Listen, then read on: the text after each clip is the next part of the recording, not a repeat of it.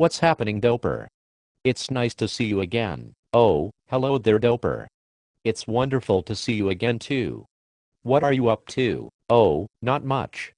I'm just going over to my local giant box store so I can purchase a bunch of twinkling plastic items to decorate my house for Christmas. Oh, why are you doing that? Because that way Santa Claus can see my house clearly, and he can then stop by sometime close to midnight and bring me a lot of wonderful toys and goodies, because I have been such a good boy this year, Doper. I hate to piss in your cereal, but there is no such thing as Santa Claus. It doesn't matter how much twinkling plastic garbage you put on your house. He's not coming. Besides, didn't you get caught masturbating by your mom? That would mean you haven't been that good, yes. How did you find out about that? Oh, your sister told me. Oh.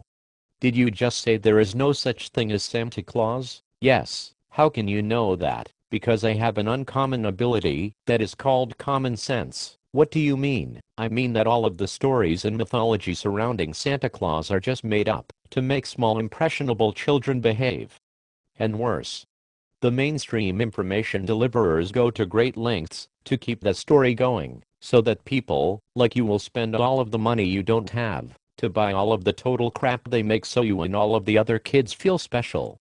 It's just a big scam, really. I didn't know that. Thank you for ruining my day. Sorry. So this thing you have. Common sense.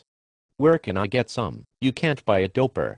You have to educate yourself through other ways than TV.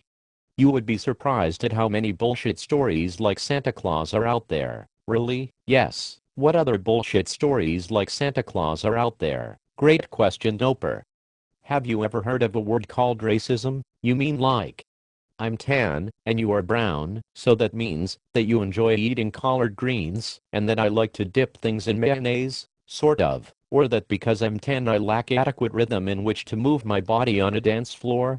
And that because you are brown you have an overwhelming ability to move your body in rhythmic patterns, sort of, or that because you are brown it means that you are better suited with a basketball as opposed to a hockey stick, and because I'm tan, that I'm better suited to risk my life in extreme ways like jumping a motorcycle over a cage full of ravenous lions, sort of. Then what do you mean? What I mean is, like Santa Claus, racism is not real. It is just a made-up tradition that comes from a false notion of one group of people who felt they were superior to another group of people. The mainstream information deliverers go to very great lengths to keep this myth of racism going, and I have to say they've done a really good job, because almost everyone believes it. Why would they do that? They would do that because one group of people fear another group of people and vice versa. This fear comes from not truly knowing the other group of people. Rather than stopping for 2 seconds to get to know the other group of people, they simply make up stories about them and then spread these myths. Just like Santa Claus. So what you are saying is racism is just mythology, like Santa Claus, based on the fear of another group of people who are too lazy to get to know the other group of people, deep down. Yes.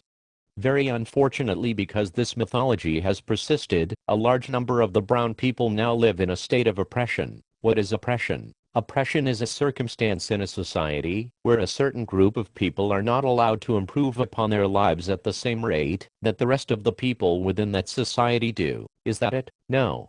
There is more to the mythology. Like what? That somehow the brown group of people have brought this upon themselves. What?